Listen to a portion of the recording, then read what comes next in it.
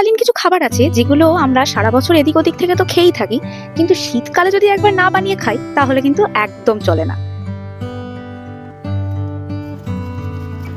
শীতকাল মানেই তো অনেক অনেক কালারফুল সবজি, আর এই গাজর বিট এগুলো দেখলেই প্রথমে আমার যে জিনিসটা বানাতে ইচ্ছে করে সেটা হলো ভেজিটেবল চপ।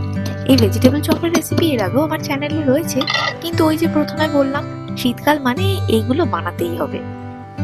বানানো তো খুবই সহজ। প্রথমে একটা ভাজা মশলা তৈরি করে নিয়েছি, আর কুড়িয়ে নেওয়া বিট গাজরগুলোকে ভালোভাবে তেলের মধ্যে নেড়ে ওর মধ্যে সেদ্ধ করা আলু, মটরশুঁটি, লঙ্কা সব দিয়ে ভালোভাবে নেড়ে নিয়েছি। মশলা হিসেবে এখানে নুন আর চিনি আর ওই ভাজা মশলাটাই শুধু ব্যবহার করেছি। তারপর ওগুলোকে হাতে মন্ডল আকারে গড়ে নিয়ে কর্নফ্লাওয়ার স্যালারিতে ডুবিয়ে ব্রেড ক্রাম্বসে কোট করে ভেজে নিলেই কিন্তু ভেজিটেবল চপ একদম রেডি।